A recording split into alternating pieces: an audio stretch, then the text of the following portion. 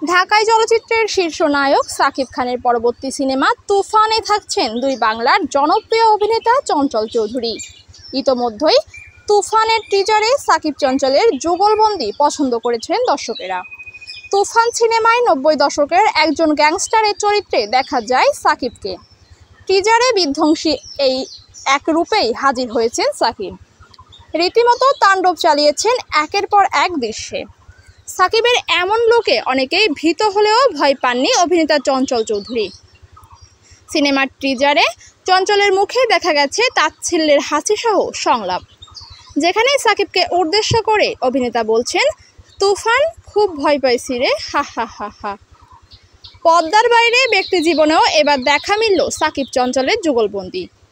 সামাজিক যোগাযোগ মাধ্যমে সাকিব খানের সঙ্গে একটি ছবি প্রকাশ করেছেন চঞ্চল চৌধুরী, যেখানে দুজনকে একসঙ্গে দাঁড়িয়ে ক্যামেরায় পোজ দিয়ে হাসি মুখে ছবি তুলতে দেখা গেছে। ফেসবুকে ছবিটি প্রকাশ করে চঞ্চল ক্যাপশনে লিখেছেন, ভয় নাই, প্রচণ্ড গরমেও আমরা প্রচণ্ড ঠান্ডা থাকি। দুই তারকার ভক্তরাও তাদের এই ছবি বেশ পছন্দ করেছেন। পর্দায় সাকিব চঞ্চল জুটির কাছ থেকে দারুণ কিছু প্রত্যাশা করছেন।